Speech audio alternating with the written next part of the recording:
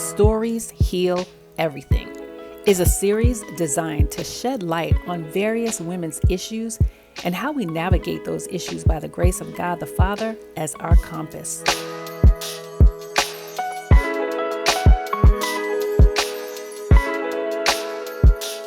When a woman tells her story, mountains move out of the way. She speaks. I'm Stephanie Outen, the creator of She.Speaks.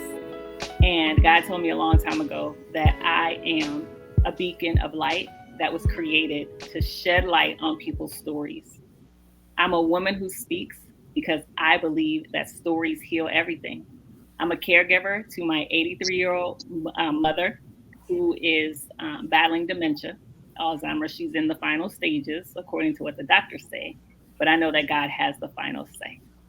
Hello, my name is Kimberly Hemingway, and I'm the curator of Curators Cafe, which is a safe space for individuals to birth their purpose and passion projects. Curators Cafe came about because it was something that was near and dear to me after I left entrepreneurship. It was something that God had given me to really step into a place of pursuing my purpose. And so I wanted to be able to create a space for others to be able to do the same.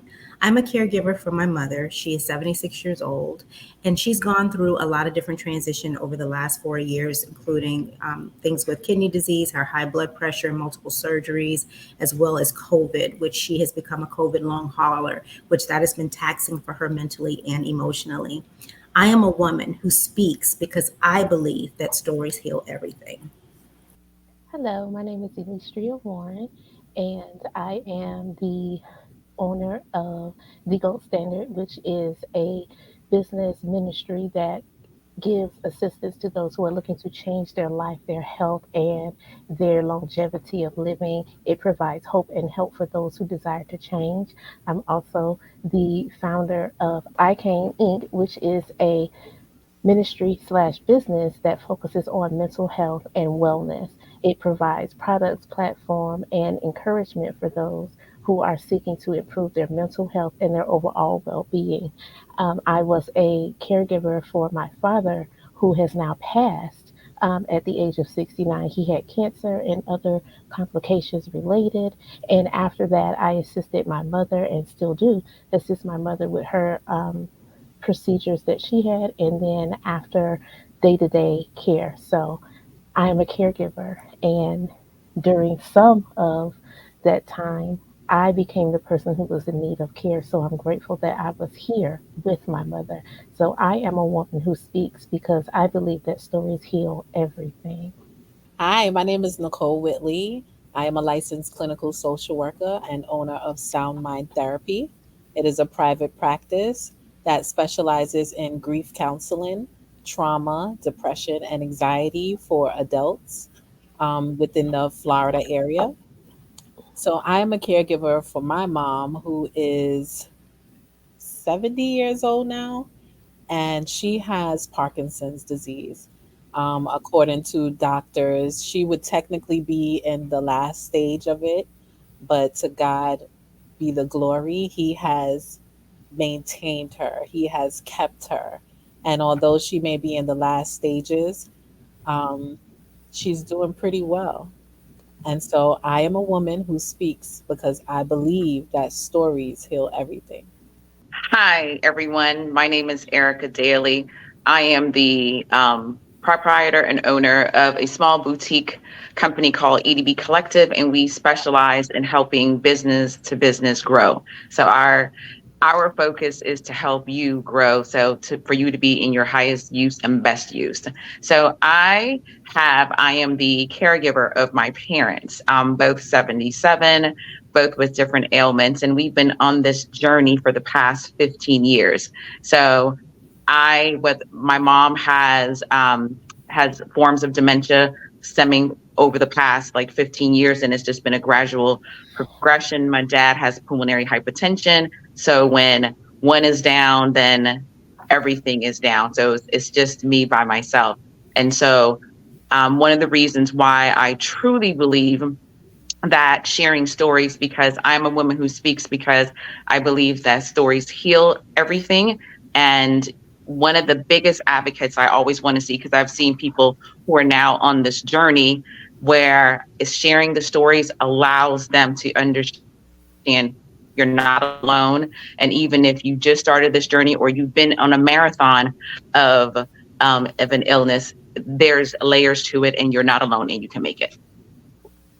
Hi, everyone. My name is Tammy. I am an entrepreneur, a sister, friend, daughter, traveler, and I love all things women empowerment. And I am the caregiver of my 75-year-old mom, and I am my sister's keeper. I am a woman who speaks because I believe that stories heal everything. Ladies, I am so elated to have each of you here to talk about your caregiver journey, who you care for, how long you've been caring for them, and in the process of caring for them, who cares for you. And so I'm excited to have Tammy Mullings, Kim Hemingway, Erica Daly, Nicole Whitley, and Alicia Warren with me to share the caregiver journey. It is not easy, but what I do know is that it is definitely worth it. And so I want us to just have, a conversation with each other. I want to hear from each of you about your experience as a caregiver. And let's just chit chat. Let's just talk about what it's been like over your caregiver journey and what are the things that you've learned about yourself in caring for your loved one. And then what are the things that you've experienced as far as yourself? Where have you maybe missed out on caring for yourself because you spent so much time caring for others? I would say it's been about 5 years now, 4 or 5 years. I sold my house. Well, I was actually renting my house out. And in doing that, I moved into where my mom currently lives. And so over that course of period of time, it just so happened that it fell, I guess God placed me here for that reason, because of the simple fact that that's when things started to happen with her. A lot of different transition, whether it was surgeries, and then the most recent thing, which was, 2 years ago, was COVID. And so I don't know if you all are familiar with COVID long haulers, which we don't claim these things. I definitely believe that in God's report concerning her. And I know that there's so much still attached to her and so much that she still has to do here while she's here. And so with COVID long haulers, quote unquote, we went through the episodes with the breathing, her having to consistently be on oxygen, having problems with that. In addition to having frequent headaches, really, really bad headaches that would not subside. It would just be an all day thing. Brain fog, which is probably one of the most things that has been taxing for her, coming from someone that is very sharp, intelligent, even witty, right? It's just been very challenging for her, coming from a place of having to transition. When I had and I tell people all the time, like, I remember I had a publishing company. I did Passion to Publishing some years ago. My mom used to help me with editing and even writing some of the books, ghostwriting. And so now coming to a place where she can no longer do any of that. She has a very hard time being able to retain and process information sometimes. And it can become very frustrating for her. So I think the biggest thing for me is seeing a mom that has flourished for years and has done so well for herself over the years, and now just seeing her in this place, it saddens me, being her daughter, and I think that's the biggest thing, where there's a moment of grieving that we have to even go through. And I tell her sometimes, one of the things that God has been dealing with me has been patience, Kim, being more patient with her as she's been going through these things, because I don't know what it is to be her. None of us really know what it is to be our parents, and being able to, go through this process. But I've been definitely trying to exercise patience. But it can be very mentally and emotionally taxing, because again, you're thinking, this is my mother, and you're used to her being a certain way and not being able to execute the way that she used to, being able to navigate the way that she used to. It becomes very hard. And then for me, even answering your question, I've become, I think in certain cases, God has said, Kim, some of the things that you're doing, you're not even required to do, but you do it anyway, because it's become it's become a natural thing for me. So there's times throughout the night where I will check on her every hour. When I tell you every single hour, and I will go over to make sure she's breathing okay and telling her, repositioning her. And it's just you become accustomed to doing these things. And God is like, Kim, I got her. Like, stop. From a physical perspective, my mom can still do a whole lot herself, but it's just those moments. And so for me, it's become very taxing. Of course, that's on your sleep and your rest, right? You're not getting ample amount of rest and sleep because you're up and down all night. As well as me feeling as though that I can't, I'm the primary caregiver for my mom. And so, I have an older brother that's 13 years older than I am, but he doesn't get the brunt of, he doesn't have to do as much as I do, of course.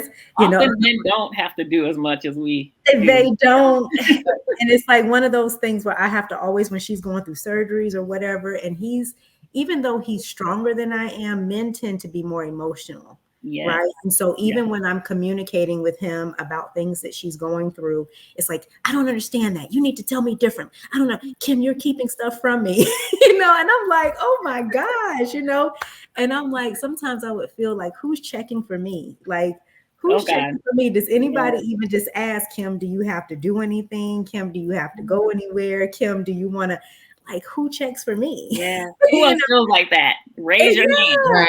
I'm raising my hand and my feet. Right? All the above. Exactly. All day. Who checks for us?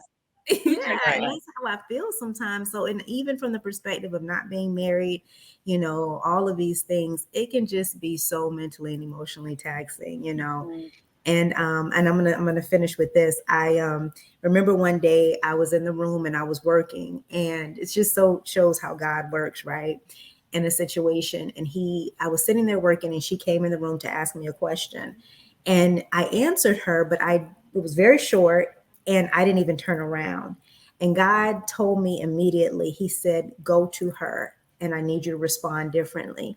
And I said, well, God, I didn't say anything wrong. He said, it's not what you said, it was your posture. Mm-hmm. And what He was telling me is that you know where your mom is, and you know how the enemy will try to attack her mind emotionally.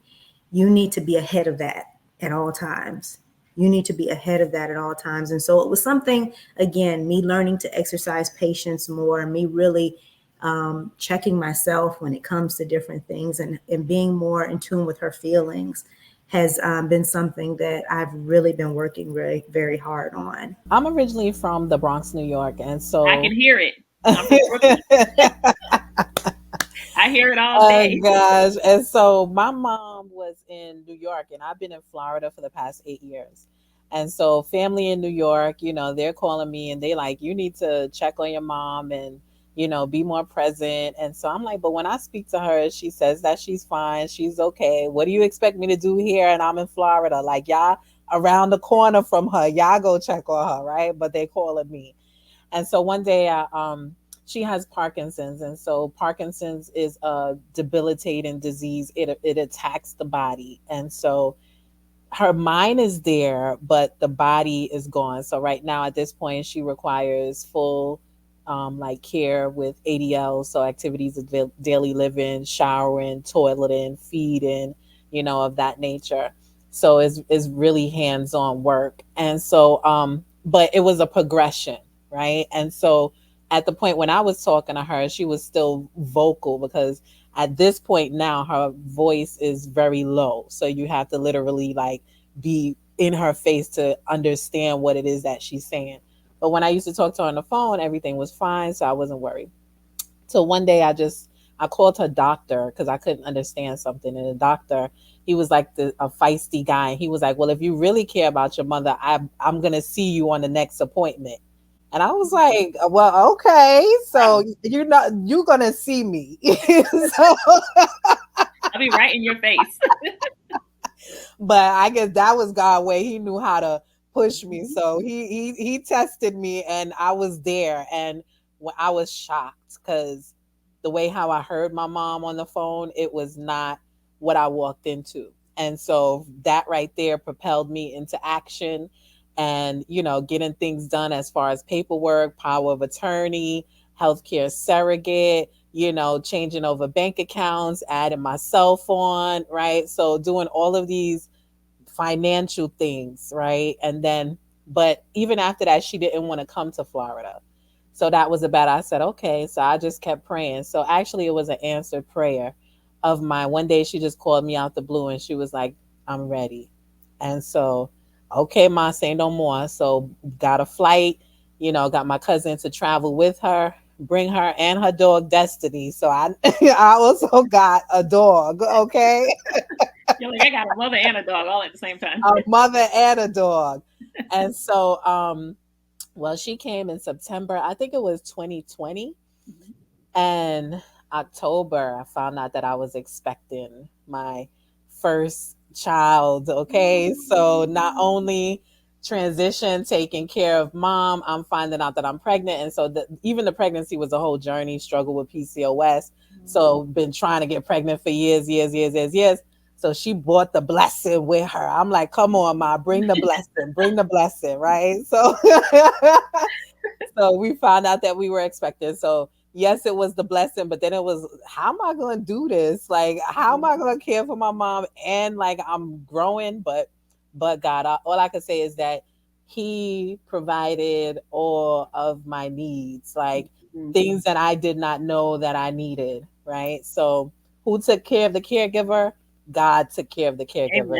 Amen. There was nothing that I that I had to like struggle for, So a part of my professional history is that I'm a social worker by trade. Prior to her coming, I worked in hospice, Mhm. right? And didn't know anything about hospice, right? But God put me there as an internship and collected so much information, not knowing that this was all preparation for when my mom came, right? Yes.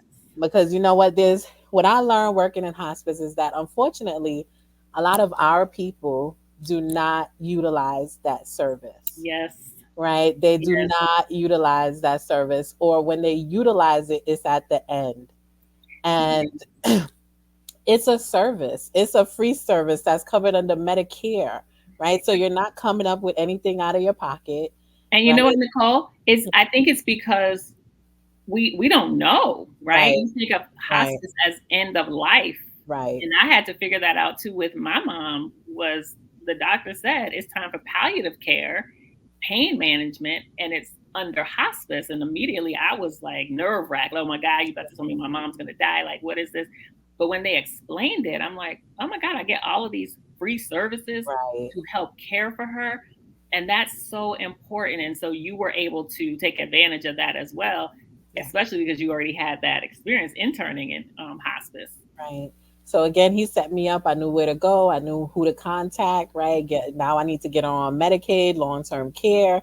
That came into play, and that was only but God, because that goes by income and stuff like that. It could get really tricky, But okay, I put it in my father's hand, but she got it. Okay, and and so with Medicaid, that provided her with home health services, Mhm.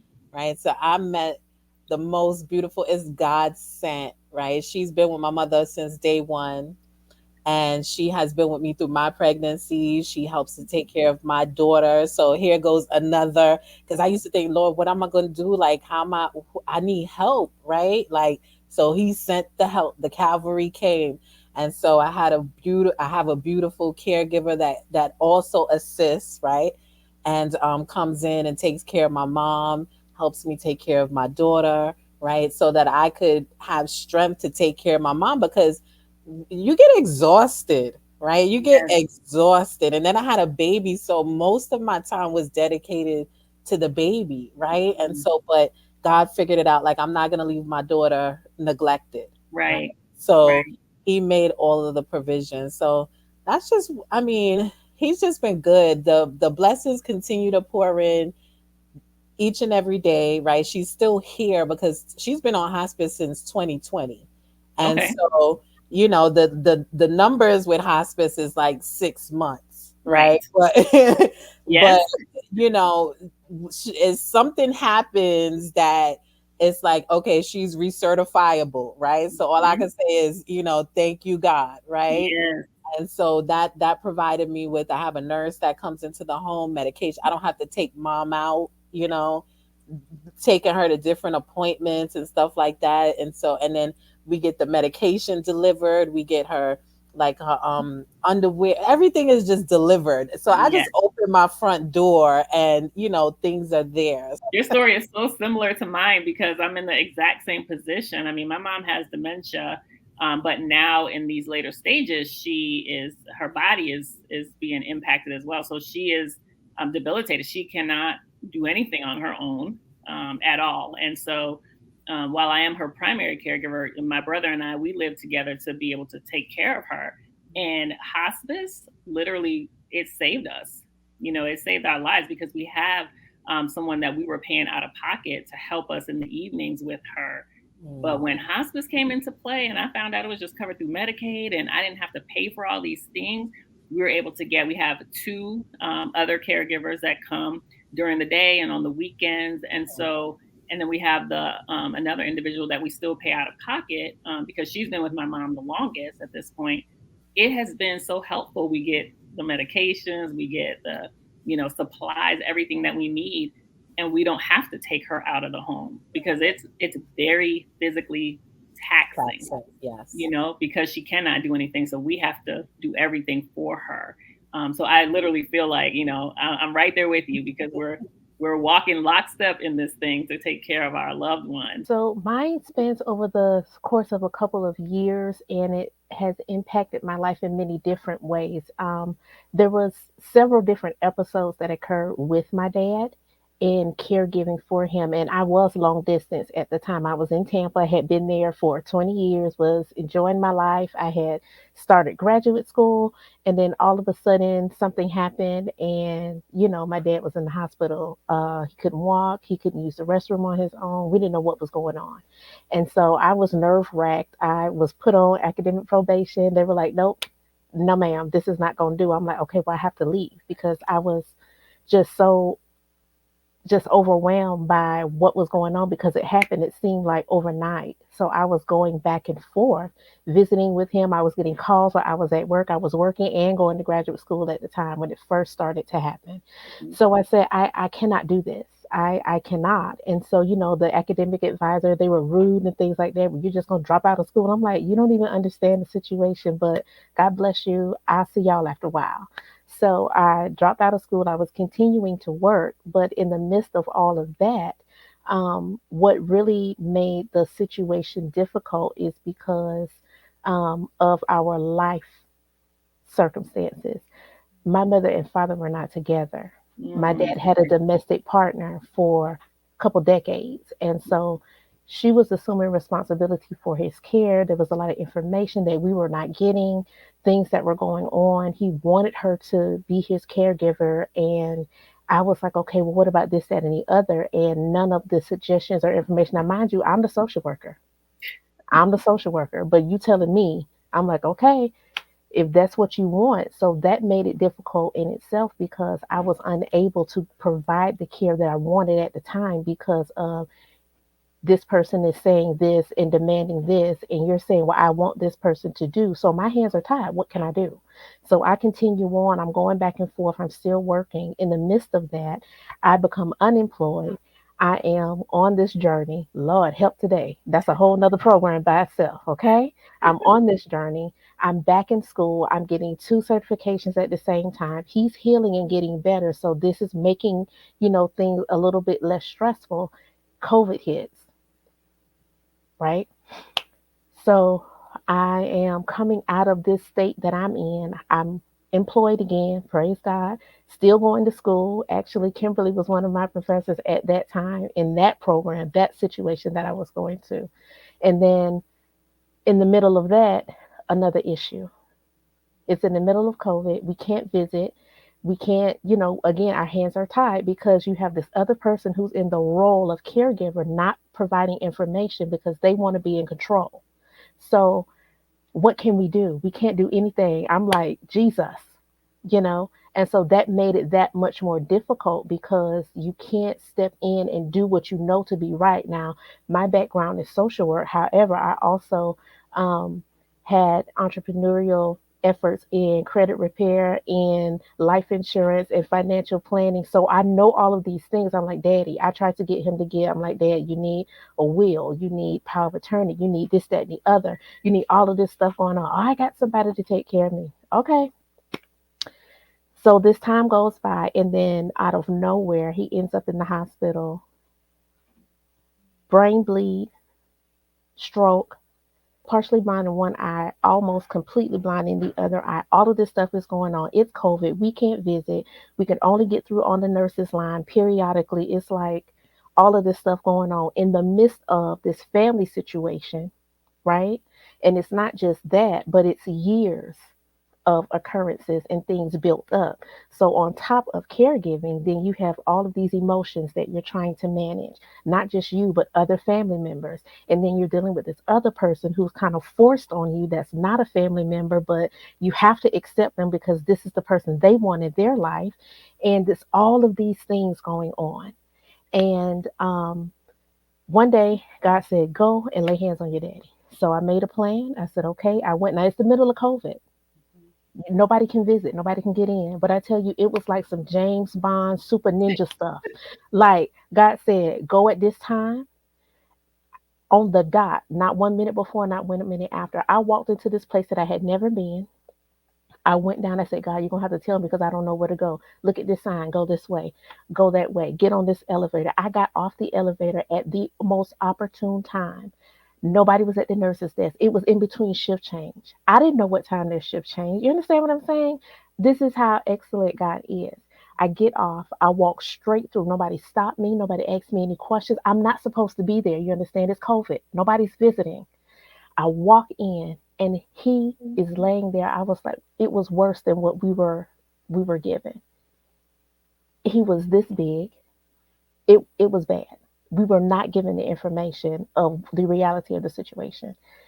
I walk in and he's there. It took him like a whole minute to realize who I was. And I was like, forget this. We got the oil, we got that pressure, baby. And we went to work. You understand me? Heaven opened up and healing came down. He came out of there. Now he was on his way to healing, right? But during this time is when he found out about the cancer. These were other things. They found out about the cancer doing this. So then it became time for treatment for that. So doing that, my father's very, very strong willed, very strong willed. Then things start to get bad again. So I said, okay. I went back to Tampa. God said, you need to go. So I went, not knowing, I'm thinking that I'm coming to Jacksonville. Jacksonville is my hometown. I'm going to Jacksonville to set up an assisted living situation for my father. He's going to be over here. We're going to get him set up with all of these services. I'm going to make a schedule with my brothers. I was like, okay, we'll get this together. I'll come back and forth like every other week and it'll be fine. It'll be good. I'm working now, blah, blah, blah. Not so. When I got here, God was like, guess what? You're staying. I said, pardon me? What you say? I can't hear you. What? Yeah. He said, no, you're staying. I'm like, that was a whole big blow up because it was like, what you mean? You finna give up your life and come back here for this and blah, blah. And he told us, and I'm like, God said, you know?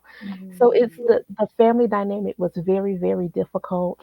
The long and short of it is we all ended up living together in one house, except for, and that was God. Come on here. Yeah. Me, my brother, my father, my brother, and me, and my godson in one house, right? There was That was about healing though. There was some yeah, generational things y'all had to heal through. That's what God and did. still, Yeah. and still, and still. And it was like the melding of it. There were days where I was just like, I could do nothing but just lay across the bed and cry because it was too much all at once. In the midst of trying to separate the life that he had built with this other person, which there's a whole lot of other things, mistreatment and things like that, which is why I ended up coming to stay because I was going back and forth, but I had to come and stay to, And when you unwrapping. Yeah.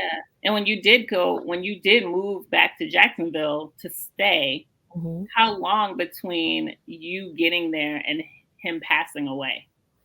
It was, ooh, forgive me for my sniffles. I'm getting over being sick. Okay. It's okay. Um, It was a little over a year.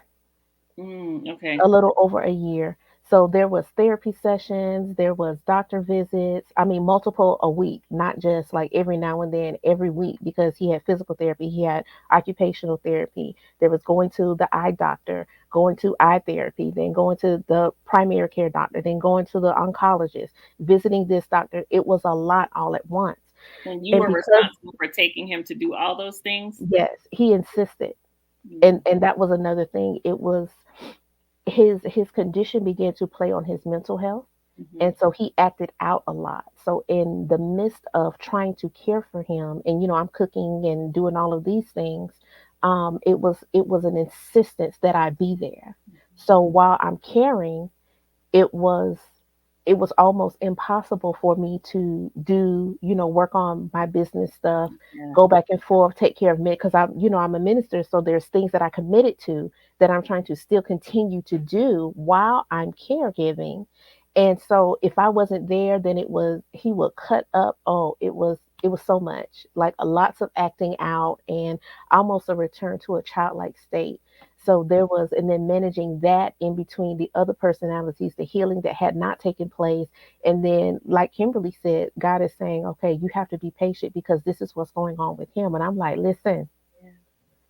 you need to sit down. Sit down. And Okay.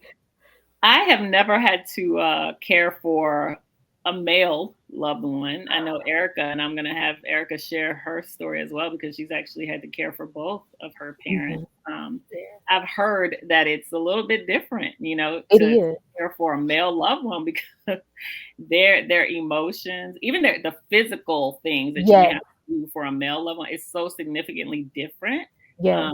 But I think that all of our journeys are still the same, Yeah. in having to Yeah. sacrifice so much of ourselves to be able to care for Yeah. someone else and, Yeah. a loved one, the parent, the person that, brought us into this world. And Mhm. now here we are having to take care of them Mhm. and, praying that they will make it through this thing, but often having to care for them through to the end of their life. I remember when my mother got sick, because she'll be 77 December 29th. And I remember when she got sick, she's a nurse, and she knew that it was because we didn't quite know what it was. And so, long of the short, we figured out that my mom had a series of mini strokes that render you normal. So you look normal. And so there was never any indication, no drooping, no nothing. And so, but it still leads to the same place of cognitive like dementia. So over the past 15 years, we've gone through a validity of things. So at the time where she got sick, then my dad was also, they got sick at the same time. The so with him, he just kept passing out. We couldn't figure out like why he was passing out. And I remember like one day where he had been in the hospital for like a 30-day stint, and he had just gotten checked out. He has been released from the hospital, and we went because I was crisscrossing Florida. They were on the West Coast. I'm on the East Coast, so driving back and forth. I remember he came over here because they still had their doctors here in like Palm Beach. And then both of them came. My mom was bleeding internally, and she's like, "Erica, I think my period is on." And I was like, "No, Oh, ma'am. oh, Your period is not on at this age." Not at And so, 70. no, at the time she wasn't. This was like right towards at the beginning, but either way, Oh, you were like late 60s. And I was like, "No, ma'am." So she was internally bleeding. He couldn't breathe. And so then I'm here. It's just me because I'm their only child. And so now I have to triage. All right, I need to get you to a specialist down at the Cleveland Clinic, which is an hour and a half away. And because his doctor, because one of the things I always tell people is advocate for your health, because the doctor he was just like, "Oh, the condition that your dad has, he's just going to die from it." And I was like, "Well, he may die from it, but it's not going to be today." mhm. So I called the Cleveland Clinic and I said, "Hey, this is the situation. He has been in the hospital for the last 30 days. This doctor has prescribed him to die." Wonderful receptionist. She's just like, can your dad get here by 2?" "Yes, ma'am." I don't know how I was going to get him there by 2 because I need to get her to the doctor because she was bleeding. And so you do like for me, I've always triaged where you can't breathe. So you take precedence. You're bleeding. You may die in like 4 days, but you're going to die in 2 days. So let me triage it that way. So this is where your village comes in.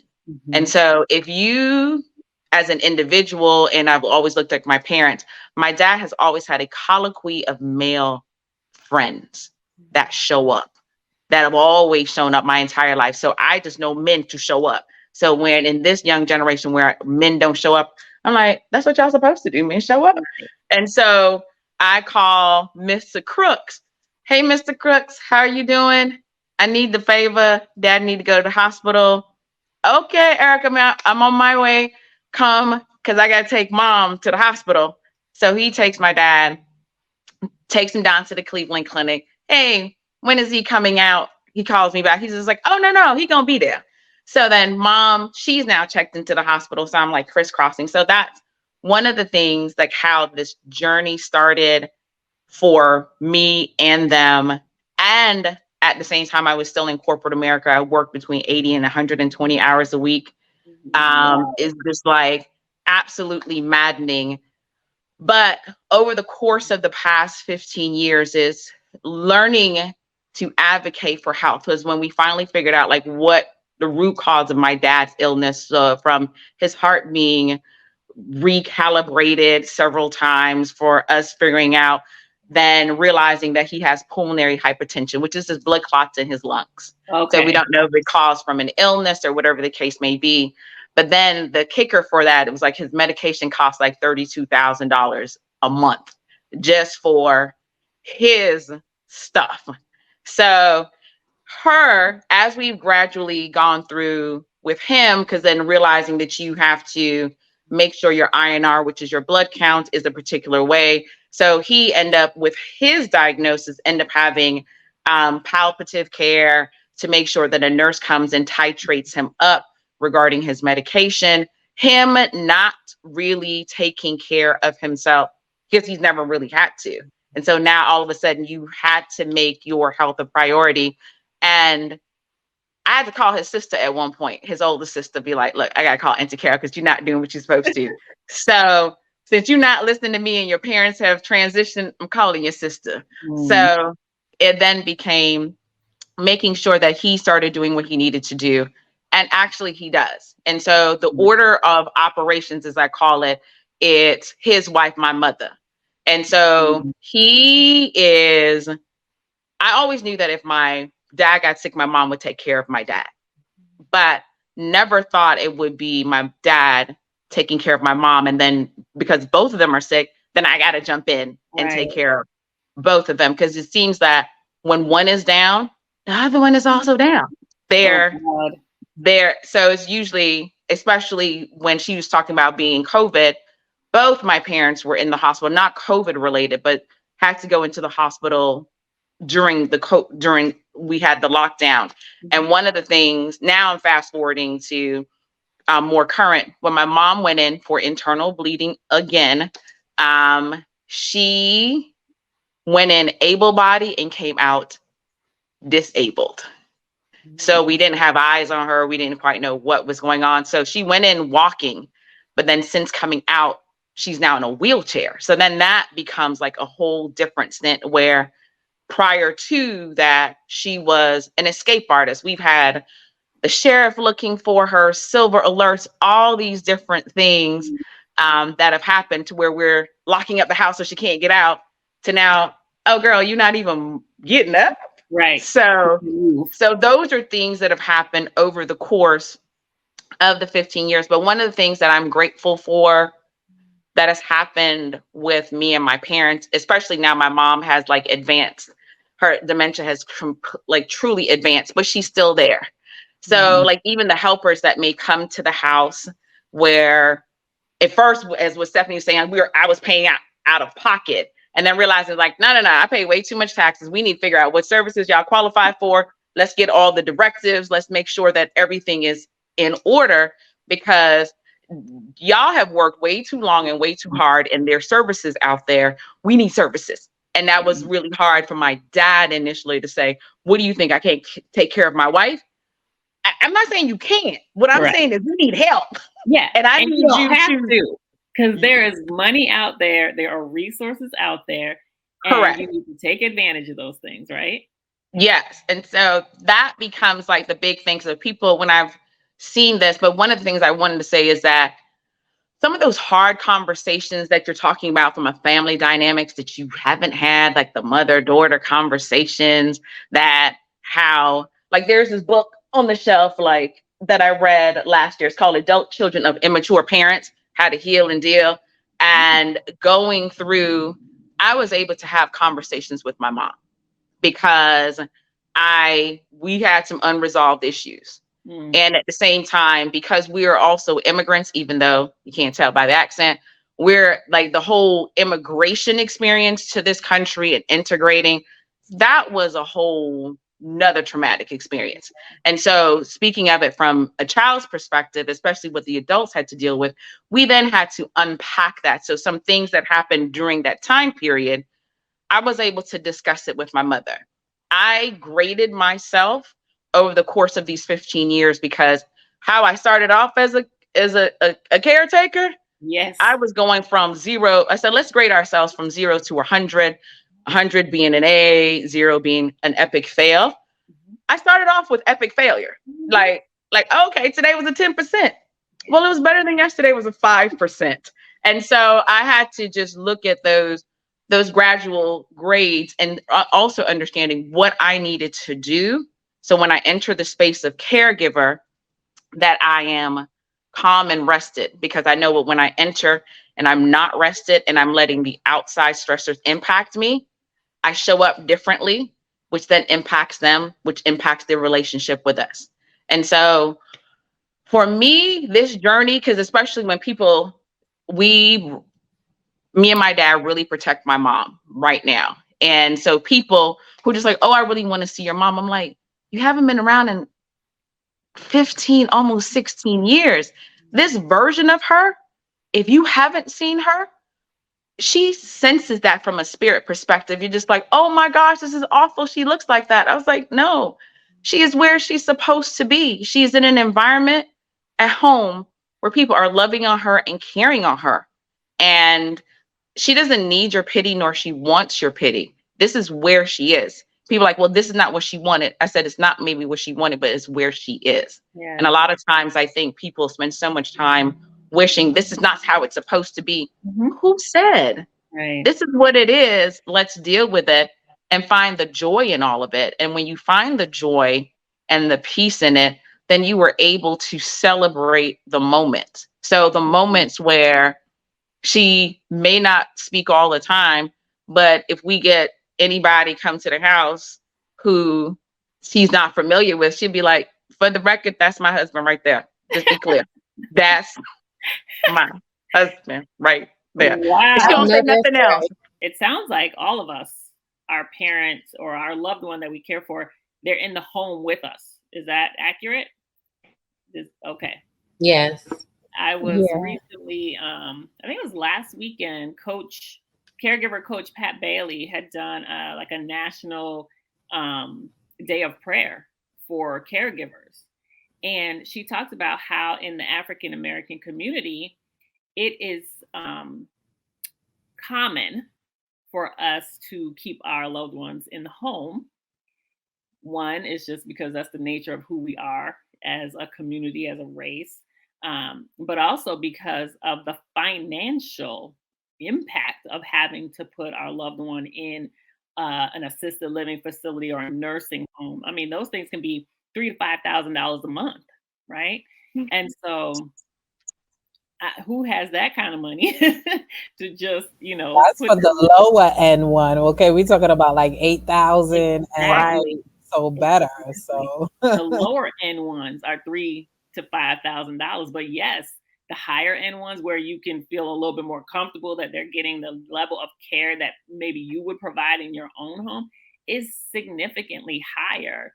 And so, while that has been a factor for me, one of the biggest things that's been a factor for me in keeping my mother in the home is financially. I'm like, that is just not doable at this stage in my life. But also, I made her a promise. My brother and I made her a promise because she used to be, a home health aide. She would go in and she would care for elderly people in their homes and in nursing homes. And she always said, "Do not ever put me in a nursing home.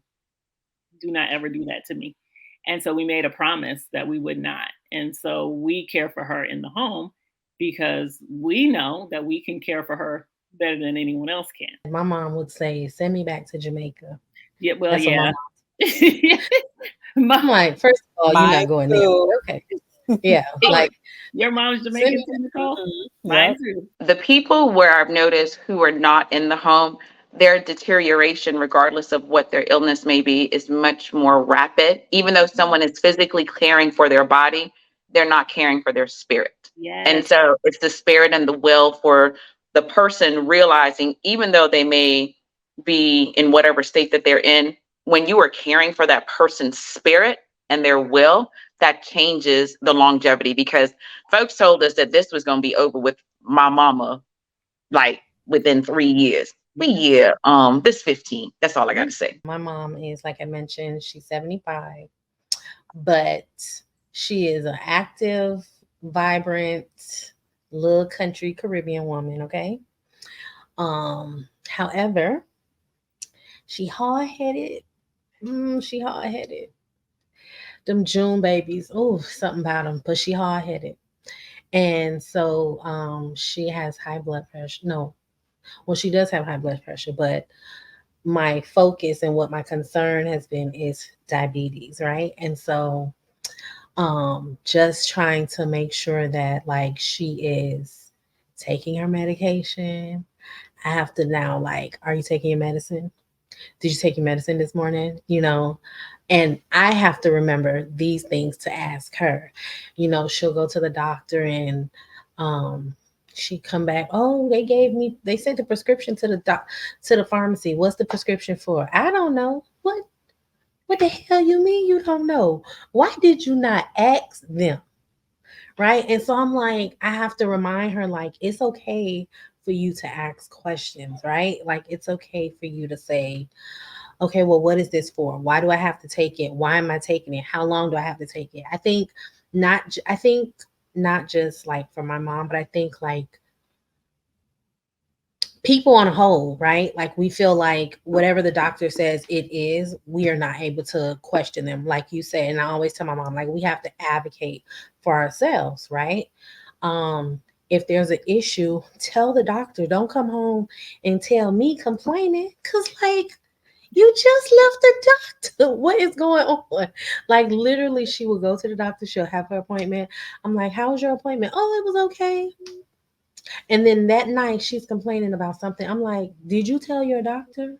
For the Jamaican women and people that know Caribbean women, they want to eat ackee, saltfish, the yam, the dumpling, the pumpkin, the cassava, the boiled banana, and they don't realize that those things spike their sugar, right? So she'll say, "Oh, I didn't eat anything. I only ate such and such." Because I'm like, "Why is your number at 200?" I only ate this. And I'm like, well, it's a starch. Those starches increase your numbers. So I've been trying to like pound that in her head of lately, right? And so just having to now go to doctor's appointments with her because I want to be in the know. Because we're in the home together. So I want to know what's going on. I want to know from you all, what are some of the things that you all have done to really keep your emotions in check and be able to care for yourself and take care of yourself in this time frame where you're having to take care of someone else that is so meaningful to you, a parent, your loved one. What are you doing to take care of yourself? One of the things I'll say is make sure you take time for yourself because that's what I do, but also saying no. And it's okay to say no. Even those family members, send them to the block party because I got a long list of them on my phone. God had checked me at one point because when I wasn't taking care of myself, I was feeling overwhelmed and frustrated. And so that impacted the care that I was providing to my mom. At some point, I was thinking, like, should I put my mom in a nursing home, And so he told me, he was like, before she was your mother, that's my child, right? So that's one, right? Like you're gonna get it together because that's my child. And learning how to be a steward, that's what he was kept placing. Like, I gave you these things for you to be a steward over, right? And he's like, right now, your only assignment is your mother, your daughter, and my two dogs. I got Destiny and I got Jerry, right? So he's like, this is your assignment. Stay focused. So that meant that everything else, right? I had to begin to say no to. I had to begin to put things in perspective. I can't work a full time job right now, right? But God is so good, He provided. So income is not an issue, needs are not an issue, all those basic stuff are met, right? So besides him taking care of me, what I've done for myself is, as a therapist, we tell people all the time, you need to engage in a self-care routine. So I had to start taking my own advice. And so I started implementing, doing like walks or going to the gym. And it was a change of perspective because before it was like, oh yeah, I want to lose weight. I want to lose weight. And this time it wasn't about losing weight. It was about, I want to release some of this trauma. I want to release some of this stress. You know what I'm saying? And that's what I've like, it helped me. It was a necessity at this point. Like I was doing it versus when I was like, okay, I need to lose weight. Then, sometimes you on, you off. It's not that important. Right. But I'm like, no, I need this to bring balance, right? So I started exercising, prayer, and not meditation, but just spending time with the Lord because He would then refill me.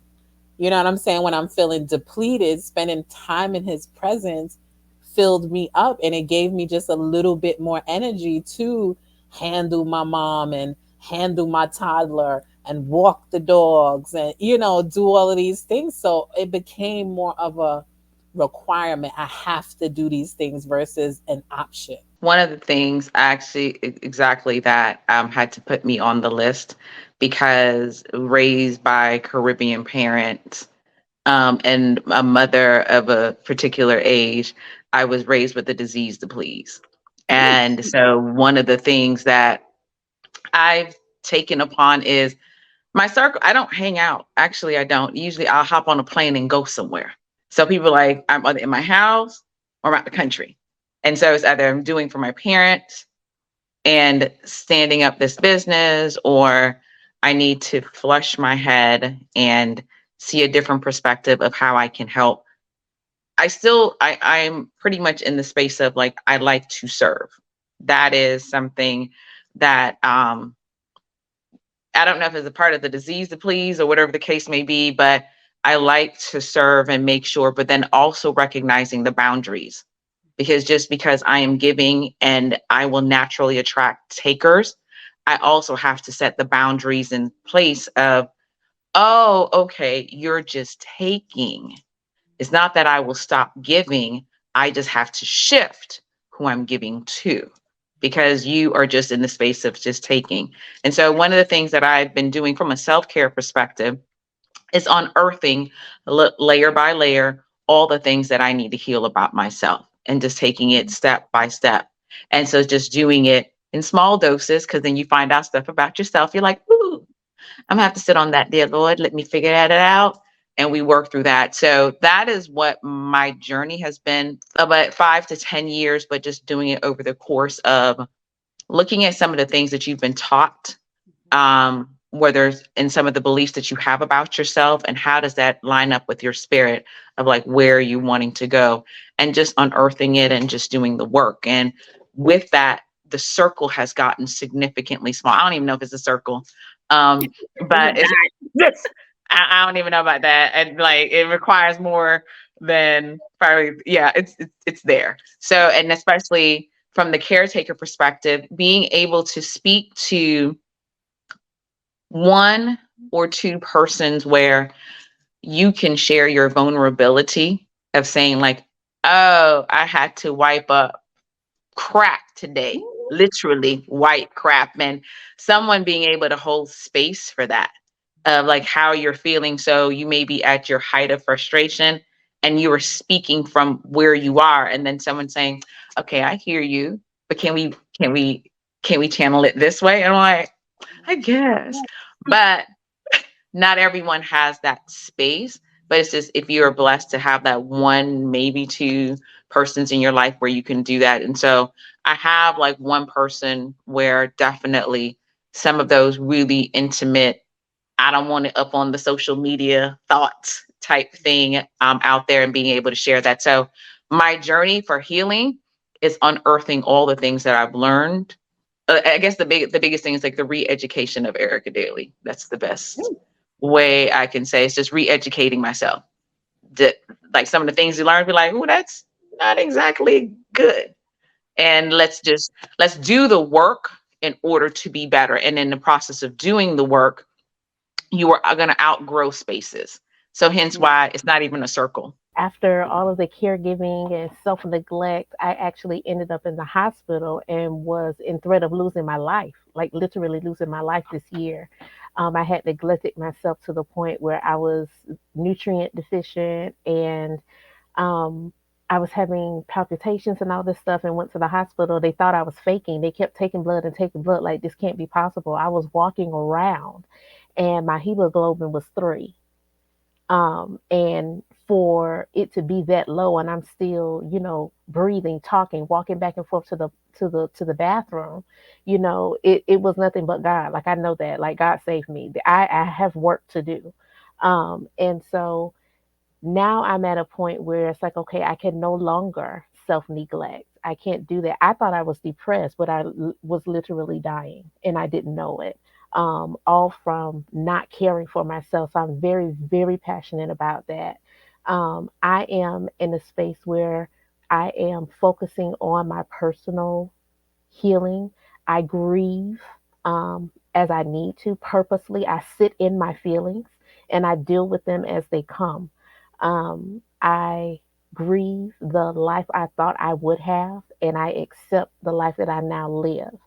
I deal with my my goals and my aspirations, and I make sure that I take time for me because it's taken that happened in May, so it's now December. It's taken a measure of time to get back to the point where I am now. I'm actually able to exercise and, not have palpitations and stuff like that. So I take time to exercise. I make sure that I eat. I take my vitamins. I take, my injections as I need to. And I'm ready now to re-engage, and expand my relational circle because I had that very core group of people. Stephanie was one of those people that I was like, listen, let me send you a text. I need to tell you this, that, and the other. Pray for me, but very few people because I couldn't have anybody speaking over me and speaking to me that didn't have the faith to believe. I could not have that because that was going to put a damper in what I was believing God for.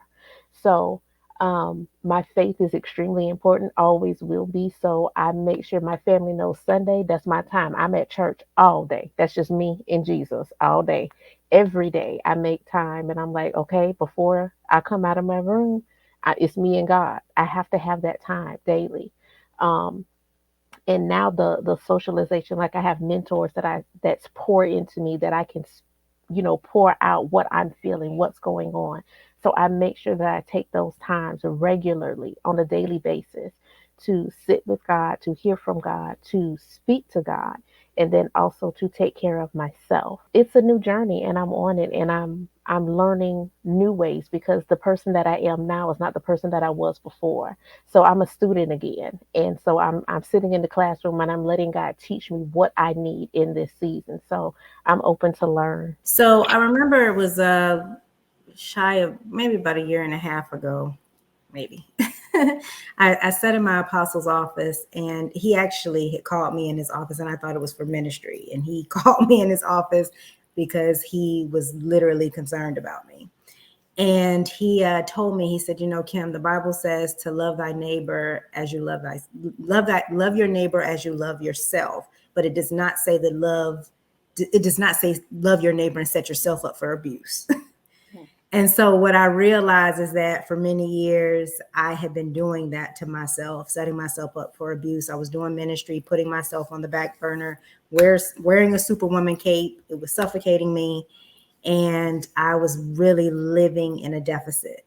And so I remember around that time, actually, it was so intentional when he called me in his office, because right after that, I had my daddy-daughter day when I went to Sarasota by myself with me and just God. And I spent the entire, like 3 or 4 days there, just spending time in communion with God, and whatever he wanted me to do during that time, that's what I did.